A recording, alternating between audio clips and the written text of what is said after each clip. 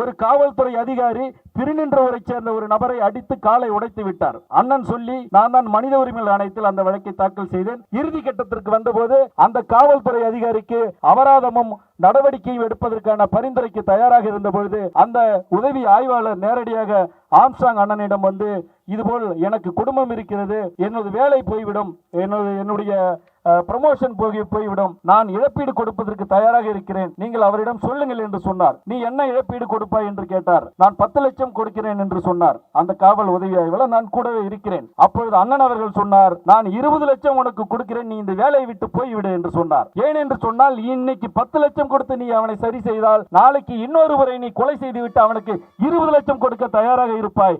அதனால் நான் 20 லட்சம் கொடுக்கிறேன், நீ வேலையை விட்டு போய்விடு என்று துணிச்சலாக கூறினார். எந்த காவல்துறைக்கும் அவர் சமரசம் ஆனதில்லை. மனிதாபிமானம் மிக்க ஒரு தலைவர். இந்த சென்னை உயர்நீதிமன்றத்தில் ஒரு காவல் ஆய்வாளரை தாக்கிவிட்டு நான் தான் நேரடியாக போய் அண்ணன் கிட்ட சொன்னேன், இது போல ஒரு இன்ஸ்பெக்டர் அடிச்சனா என்ன பண்றதுன்னு. திட்டினாரு. உன் லைஃபே போயிடுமாப்பா, நீ போய் ஏன்பா அடிக்கிற, போயிட்டு திடீர்னு ஏதாவது தலையில கிளையில போய் அடிப்பட்டு ஏதாவது ஆகிப்போச்சு. அப்படிப்பட்ட ஒரு தலைவரை இன்றைக்கு இந்த அரசு அவருடைய சொந்த இடத்தில் கூட அடக்கம் செய்ய விடாமல் ஒரு மனிதாபிமானமற்ற ஒரு நிலையை உருவாக்கியது. 2018 கருணாநிதி அவர்கள் இறந்தபோது இந்த தமிழகமே அவருக்கு இடம் கொடுக்க வேண்டும் என்று சொன்னது. ஆனால் சிறிது மனிதாபிமானம் கூட இல்லாமல் முதல்வர் அவர்கள் தனது சொந்த தொகுதியிலேயே இடம் கொடுப்பதற்கு மறுத்தது மிகப்பெரிய மனிதாபிமான மீறல். பிற்படுத்தப்பட்ட மக்களும் ஒடுக்கப்பட்ட மக்களும் ஒற்றுமையடைய வேண்டும் என்ற பார்வையை கொண்டிருந்தவர். இது டாக்டர் பாபா சாஹேப் அம்பேத்கருடைய பார்வை. இந்தியாவை வழிநடத்தக்கூடிய பார்வை இது. இந்தியாவை அடுத்த கட்டத்திற்கு கொண்டு போக வேண்டும் என்றால் ஒடுக்கப்பட்ட அனைத்து மக்களும், இன்று பட்டியலின மக்கள் மட்டும் இல்லாமல் பிற்படுத்தப்பட்ட மக்கள், இஸ்லாமிய பெருங்குடி மக்கள் எல்லாரும் ஒற்றுமையாக இருக்க வேண்டும் என்ற ஒரு பரந்த பார்வை கொண்டவர். பல பிரச்சனை இந்த சமூகத்தில் தலைவர்கள் பல்வேறு தளங்களில் உருவாவார்கள், பல்வேறு வடிவங்களில் உருவாவார்கள். இதை பற்றிய பார்வையோ, இந்த சமூகத்தை பற்றிய பார்வையோ, சமூகத்தில் ஒடுக்கப்பட்ட மக்களுடைய பார்வையோ, அதிலிருந்து ஒரு தலைவன் எப்படி எழும்பி வருவான் என்ற பார்வை இல்லாத, சமூகத்தின் மீது அக்கறை இல்லாத ஒரு இன்டர்நெட்ல மட்டும் இருக்கக்கூடிய சில பொறுக்கிகள் அவரை ரவுடிகள் சொல்றாங்க. நாம அதை பொருட்படுத்த வேண்டிய அவசியம் இல்லை. ஆனால் அப்படிப்பட்ட அந்த பார்வை என்பது எது வேதனை அளிக்கிறது என்றால் அந்த பார்வை ஆட்சி அதிகாரத்தில் இருக்கக்கூடிய தலைமையில் இருப்பவர்கள் வரைக்கும் பிரதிபலிக்கிறது. அதுதான் வேதனை அளிக்கிறது. 44 ஆண்டுகள் அவரோட பயணித்திருக்கிறேன். ஒரு மிகப்பெரிய ஃபுட்பால் பிளேயர் அவர். அதை காட்டிலும் ஒரு முக்கியமான விஷயம் என்ன அப்படின்னீங்கன்னா, டாக்டர் பாபா சாஹேப் அம்பேத்கர் வந்து புத்தர்கிட்ட இருந்து தான் வந்து இந்த சட்டத்தை எல்லாத்தையும் வாங்கியிருக்கார். ஆனால் புத்தரையும் டாக்டர் பாபா சாஹேப் அம்பேத்கரையும் முழுசா மனசுக்குள்ளே வாங்கி உள்வாங்கி எங்களெல்லாம் வழி நடத்தும் டாக்டர் திரு ஆம்ஸ்ட்ராங் அவர்கள். அந்த பிளாட்ஃபார்ம் யாரோடது அப்படின்னா பூவை அண்ணனோடது. இது எல்லாரும் மறந்துடுறோம். பூவை அண்ணா அமைச்சு கொடுத்த அந்த பிளாட்ஃபார்மில் தான் என்னுடைய சகோதரன் அதில் வந்து வாக் பண்ணி எங்களெல்லாம் வழி நடத்தி கொண்டு வந்திருக்காரு. இதை வந்து அவருக்கு தப்பாக ஒரு இப்போ கூட வந்து கமிஷன் ஆஃபீஸில் ஒரு கம்ப்ளைண்ட் கொடுத்து போனோம். அந்த கம்ப்ளைண்ட் விஷயம் பார்த்தீங்க அப்படின்னா ரொம்ப வேதனையாக இருக்குது. அவர் ரவுடிங்கிறான். அந்த பிரகாஷ் அந்த ரமேஷன் யாருனே எங்களுக்கு பெரம்பூரில் தெரியாது. அவர் உதயபாலன் சொன்ன மாதிரி அவர் யாருனே எங்களுக்கு தெரியாது. அவர் வந்து ரவுடிங்கிறான், என்னென்னமோ பட்டத்தை கட்டுறான். அதை காட்டிலும் அவர் பொதுமக்களுக்கு எவ்வளோ செஞ்சுருக்காருன்னு யாருன்னா அங்கே இருக்க பகுதி மக்கள் எல்லாருக்கும் தெரியும். ஈவன் சார் சொன்ன மாதிரி சிறுபான்மை மக்களை கேளுங்க. ஒரு சின்ன விஷயம்னா வேலையை முடிக்காமல் அந்த இடத்த விட்டு நகரவே மாட்டார். எல்லாரும் கலைஞ்சு போயிடுவோம். ஆனால் அந்த ஒரு ஜீவன் மட்டும் அங்கேயே தான் இருக்கும். அந்த எடுத்த வேலையை முடிக்கணும் இதை தான் அறிவுறுத்துவார். அதே மாதிரி இன்னொரு விஷயம் என்ன சொல்கிறீங்கன்னா, இந்த சட்டத்துக்கு எதிரானவர் அவர் அல்ல. எந்த ஒரு விஷயமா தானே நீ நீதிமன்றத்தை அப்ரோச் பண்ணு, நீ வழக்கு போடு, நீ இப்படி செய் அப்படி செய்யு தான் அறிவுறுத்துவார். இந்த நேரம் நீ போய் அவனை அடி, இவனை போய் பிடி, இந்த மாதிரி சொன்னதே கிடையாது. இது நெருங்கிய நண்பர் திரு மார்க்ஸுக்கும் தெரியும். இந்த மாதிரி ஒரு சின்ன விஷயத்தை வந்து தவறாக சித்தரிச்சிட்டு இருக்காங்க.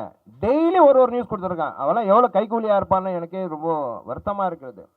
நெருங்கியவர்கள்னு சொல்லிட்டு ஒரு பெரிய சர்க்கிளே அவர் கூட இருக்கு.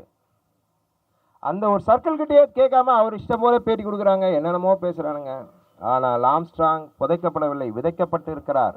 அது ஆழமரமாக்குவது நம்முடைய கருப்பர் கூட்டமால மட்டும்தான் முடியும்.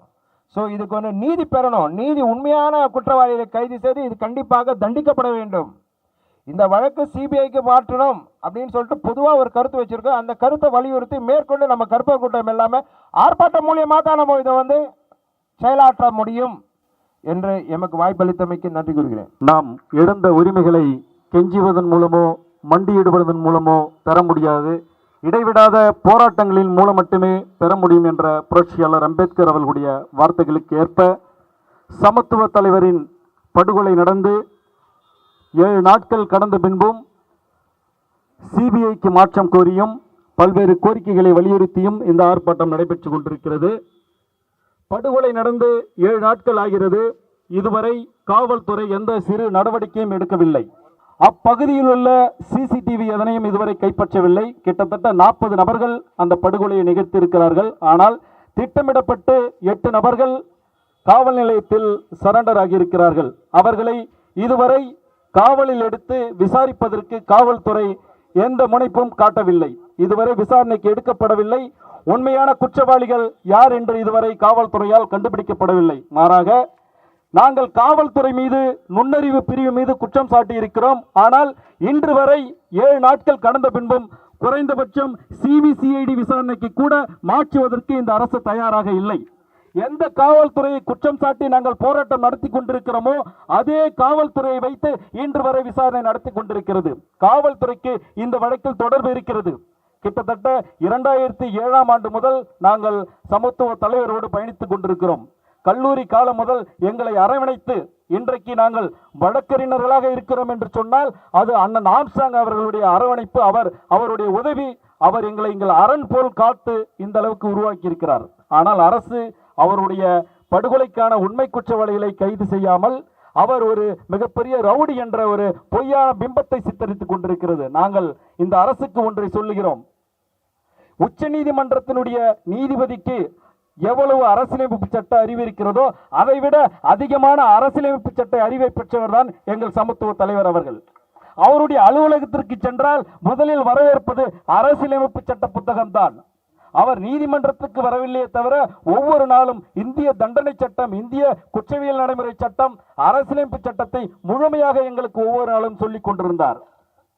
வடசென்னையில் காவல்துறையால் பாதிக்கப்படுகின்ற ஒவ்வொரு நபர்களும் அண்ணன் அவர்களை சந்திக்கின்ற பொழுது இந்த வழக்கு உயர்நீதிமன்றத்தில் தாக்கல் செய்யப்பட வேண்டும், இந்த வழக்கு மனித உரிமைகள் ஆணையத்தில் தாக்கல் செய்யப்பட வேண்டும் என்று எங்களுக்கு தொடர்ச்சியாக கிட்டத்தட்ட 100-150 வழக்கறிஞர்களுக்கு தொடர்ச்சியாக அறிவுறுத்தல்களை வழங்கி, பொருளாதார உதவிகளை வழங்கி, இன்றைக்கு தர்மபுரி இளவரசன் வழக்கு, சேலம் கோகுல்ராஜ் வழக்கு, கடலூர் பாச்சாரபாளையம் வழக்கு, அரக்கோணத்தில் நடைபெற்ற இரட்டை படுகொலை வழக்கு, ஏன் இன்றைக்கு நான் உச்ச நீதிமன்றத்தில் தாக்கல் செய்த வேங்கை வயல் வழக்கு கூட அண்ணனுடைய அறிவுறுத்தலின் அடிப்படையில் தான் தாக்கல் செய்யப்பட்டது. அப்படிப்பட்ட ஒரு நபரை இன்றைக்கு இந்த அரசு தவறாக சித்தரித்துக் கொண்டிருக்கிறது. இந்த அரசு செய்ய வேண்டியது ஒரே ஒரு உதாரணம் நாங்கள் சொல்கிறேன். ஒரு காவல்துறை அதிகாரி திருநின்றவரை சேர்ந்த ஒரு நபரை அடித்து காலை உடைத்து விட்டார். அண்ணன் சொல்லி நான் தான் மனித உரிமைகள் ஆணையத்தில் அந்த வழக்கை தாக்கல் செய்தேன். இறுதி கட்டத்திற்கு வந்தபோது அந்த காவல்துறை அதிகாரிக்கு அபராதமும் நடவடிக்கையும் எடுப்பதற்கான பரிந்துரைக்கு தயாராக இருந்த பொழுது அந்த உதவி ஆய்வாளர் நேரடியாக ஆம்ஸ்ட்ராங் அண்ணனிடம் வந்து, இதுபோல் எனக்கு குடும்பம் இருக்கிறது, எனது வேலை போய்விடும், என்னுடைய ப்ரமோஷன் போய்விடும், நான் இழப்பீடு கொடுப்பதற்கு தயாராக இருக்கிறேன், நீங்கள் அவரிடம் சொல்லுங்கள் என்று சொன்னார். நீ என்ன இழப்பீடு கொடுப்பாய் என்று கேட்டார். நான் 10 லட்சம் கொடுக்கிறேன் என்று சொன்னார். அந்த காவல் உதவி ஆய்வாளர் நான் கூடவே இருக்கிறேன். அப்பொழுது அண்ணன் அவர்கள் சொன்னார், நான் 20 லட்சம் உனக்கு கொடுக்கிறேன், நீ இந்த வேலையை விட்டு போய்விடு என்று சொன்னார். ஏன் என்று சொன்னால், இன்னைக்கு 10 லட்சம் கொடுத்து நீ அவனை சரி செய்தால் நாளைக்கு இன்னொருவரை நீ கொலை செய்து விட்டு அவனுக்கு 20 லட்சம் கொடுக்க தயாராக இருப்பாய், அதனால் நான் 20 லட்சம் கொடுக்கிறேன், நீ வேலையை விட்டு போய்விடு என்று துணிச்சலாக கூறினார். எந்த காவல்துறைக்கும் அவர் சமரசம் ஆனதில்லை. இப்படிப்பட்ட ஒரு நபரை, அவர் ரவடி, அவர் மீது இன்று வரை எந்த விதமான வழக்கும் அவர் மீது நிலுவையில் இல்லை. எங்களுடைய சட்டக்கல்லூரி வழக்கில் அவருக்கு எந்த சம்பந்தமும் இல்லை.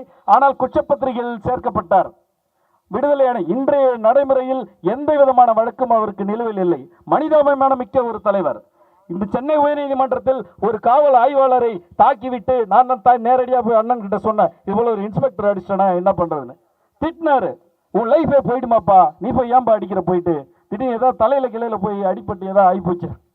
அப்படிப்பட்ட ஒரு தலைவரை இன்றைக்கு இந்த அரசு அவருடைய சொந்த இடத்தில் கூட அடக்கம் செய்ய விடாமல் ஒரு மனிதாபிமானமற்ற ஒரு நிலையை உருவாக்கியது.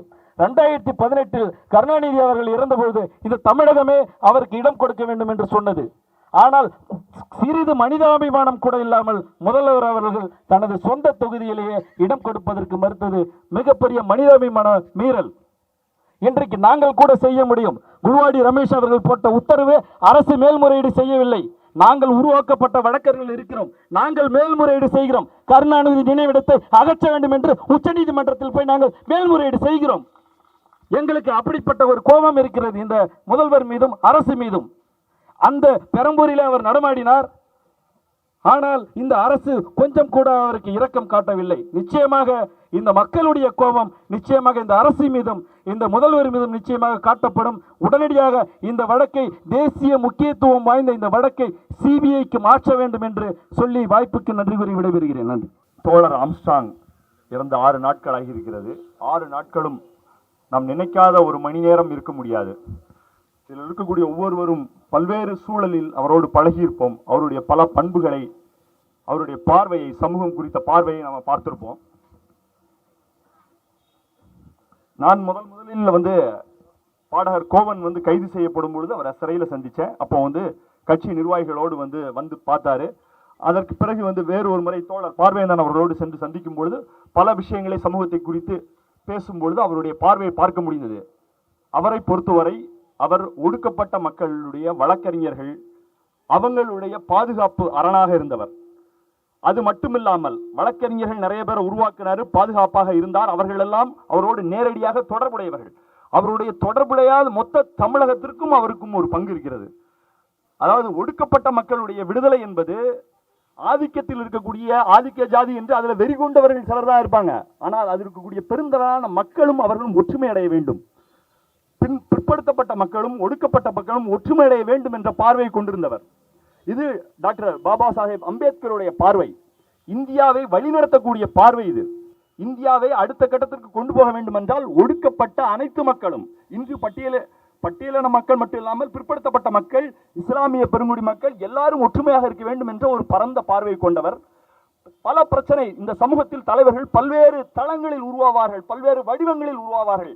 இதை பற்றிய பார்வையோ, இந்த சமூகத்தை பற்றிய பார்வையோ, சமூகத்தில் ஒடுக்கப்பட்ட மக்களுடைய பார்வையோ, அதிலிருந்து ஒரு தலைவன் எப்படி எழும்பி வருவான் என்ற பார்வை இல்லாத, சமூகத்தின் மீது அக்கறை இல்லாத ஒரு இன்டர்நெட்ல மட்டும் இருக்கக்கூடிய சில பொறுக்கிகள் அவரை ரவுடிகள் சொல்றாங்க. நாம அதை பொருட்படுத்த வேண்டிய அவசியம் இல்லை. ஆனால் அப்படிப்பட்ட அந்த பார்வை என்பது எது வேதனை அளிக்கிறது என்றால், அந்த பார்வை ஆட்சி அதிகாரத்தில் இருக்கக்கூடிய தலைமையில் இருப்பவர்கள் வரைக்கும் பிரதிபலிக்கிறது. அதுதான் வேதனை அளிக்கிறது. அப்படிப்பட்ட பிரதிபலிப்பு அது இருந்தால் அதை நோண்டி, அந்த முள்ளை நோண்டி எடுக்க வேண்டிய பொறுப்பு சமூகத்தில் உள்ள அக்கறை உள்ள நமக்கு இருக்கிறது. நாம் அதில் இந்த போராட்டம் மட்டும் இல்லாமல் இதற்கான அனைத்து வழிகளையும், இது முறையான விசாரணை நடத்தப்பட வேண்டும், உண்மையான குற்றவாளிகள் கண்டுபிடிக்க வேண்டும். ஏன்னா தொடர்ந்து அவரோடு இருந்தவர்கள் இதில் எப்படி விசாரணை பிரச்சனை இருக்கிறது என்பதை சுட்டி காட்டுகிறார்கள். அப்படி சுட்டி காட்டும் பொழுது அந்த விசாரணை இல்லைன்னா திடீரென்று கமிஷனர் மாற்றப்படுகிறார், திடீரென்று அது நாள் வரைக்கும் போய் இங்கதான் போஸ்ட்மார்டம் நடக்குது, இங்க எல்லா தலைவர்களும் பார்க்கறாங்க, பள்ளிக்கூடத்தில் வச்சிருந்தாங்க, அடுத்த நாள் முதலமைச்சர் போய் பார்க்கிறாரு, எதையோ ஆஃப் பண்றதுக்கான முயற்சி செய்வதாக சந்தேகம் இருக்கிறது. அப்போ அந்த சந்தேகத்தை நிவர்த்தி செய்ய வேண்டும். இல்லையென்றால் அவர் இது உண்மையான குற்றவாளிகள் தண்டிக்கப்படும் வரை, அவர்கள் கூண்டில் ஏற்றும் வரை நாம விட போறதில்லை. தோழர் ஆம்ஸ்ட்ராங்குடைய நினைவு, அவருடைய பங்களிப்பு இந்த சமூகத்துக்கு நாம் எடுத்து செல்ல வேண்டும். பெரும்பான்மையான மக்கள் அதை புரிந்து வைத்திருக்கிறார்கள். அவர்கள் எந்த பின்னணியில் இருந்து வந்தாலும் சரி, இப்படி ஒரு பங்களிப்பு செய்யக்கூடிய தலைவரா, இவ்வளவு மென்மையாக பேசக்கூடியவரா, இப்படி பார்வை உள்ளவரா, இப்படி எல்லாரையும் சகோதரத்துவமாக கொண்டு போகக்கூடியவரா, இதை நாமும் எல்லா மக்களுக்கும் கொண்டு சேர்க்க வேண்டிய கடமையும் இருக்கிறது. இன்னும் அவர் விதைக்கப்பட்டிருக்கிறார். நூற்றுக்கணக்கான ஆம்ஸ்ட்ராங்கள் உருவாக வேண்டும், இதே சென்னை மண்ணில் உருவாக வேண்டும் என்று கூறி விடைபெறுகிறேன். நன்றி, வணக்கம்.